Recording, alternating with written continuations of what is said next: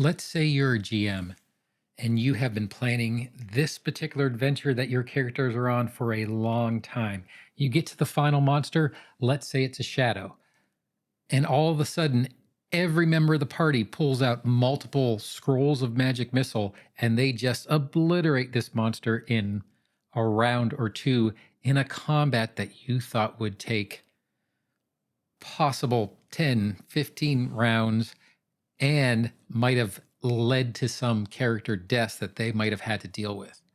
That would be an example of metagaming from a character using knowledge outside of what their player character should know in order to get an advantage in the game. And game masters aren't immune to this either. Metagaming kind of comes in on both sides, but it can be a problem because it can break immersion and make the game less fun for everyone involved. It takes away some of the suspense, it takes away some of the danger, and it can take away some of the excitement. So my name is Don. I'm trying to be the Sly Strategist, and let's go ahead and get into it. Let's start by defining what metagaming is. So metagaming is when a player uses knowledge that their character does not or should not have to make decisions in the game. It can include things like knowing the stats of monsters or enemies, knowing what their weaknesses are, or knowing what their strengths are, knowing what the other players have rolled, or what they rolled on what should be a secret check. Also, knowing what could be happening next in the story if you're using an established adventure path. Now, there is some metagaming that occurs that is beneficial, and players would in reality have to become their characters to not do it. And we all metagame to some extent just by playing the game. A few cases that I can think of is a new party coming together, agreeing to go on an adventure, and getting along, sharing loot, and doing things that a normal new group of people wouldn't necessarily do. You can think of it this way. If you get loot and it is a magical sword, there are multiple characters in the party that could use that magical sword. However, everyone sits down and decides by min-maxing who would best use that sword.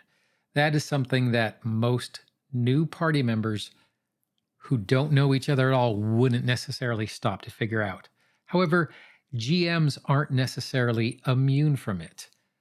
Think of it as a non-intelligent creature knowing that a certain attack or a certain spell is going to affect a certain party member much harder than it would affect another party member, so you decide to use it against that particular party member, or even just moving the story along and kind of forcing the player characters to go a certain direction away from where they might have gone can also be considered metagaming.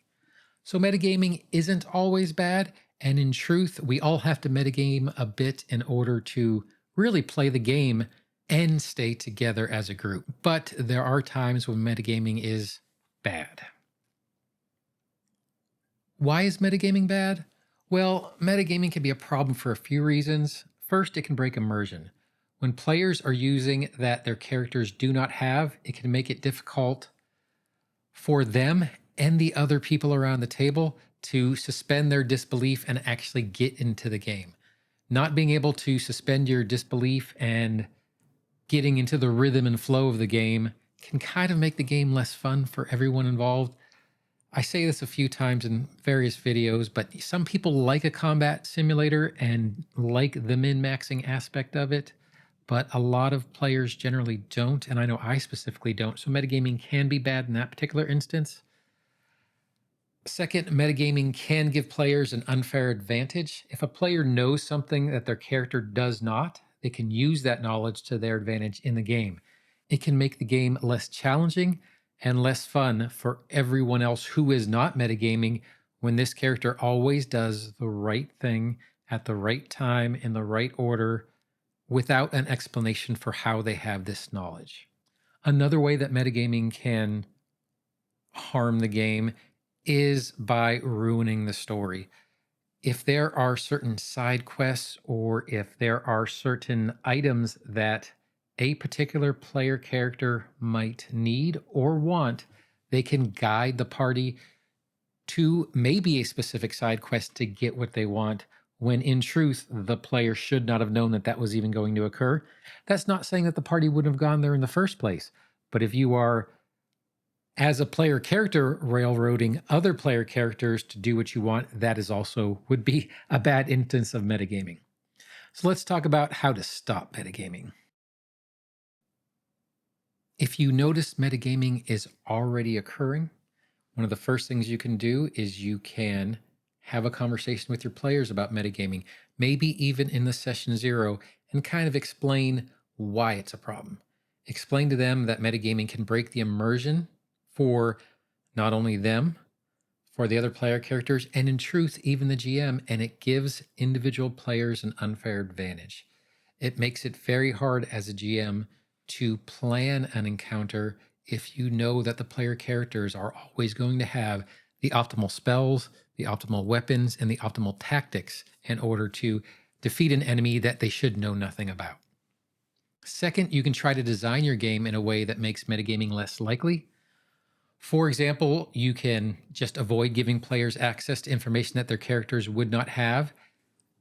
I'm not saying that from the jump you don't give players information. However, if you know that there's a lot of metagaming going on at your table, you could reduce some of the information the NPCs could give.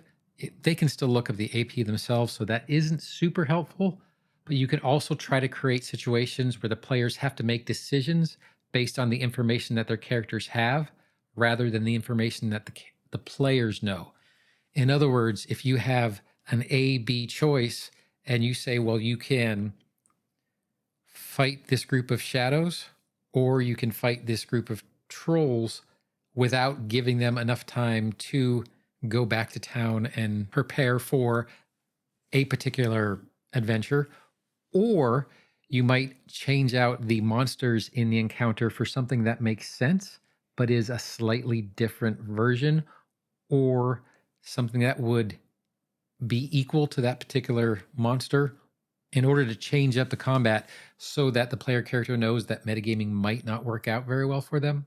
And if none of that seems to help, you can be prepared to deal with metagaming when it does happen by once again establishing in your session 0 that it is something that you realize people do just to play the game. However, if you see some really egregious instances of it, that you are going to kind of pull the player aside and ask them if they could please stop and kind of remind them of the rules of your table.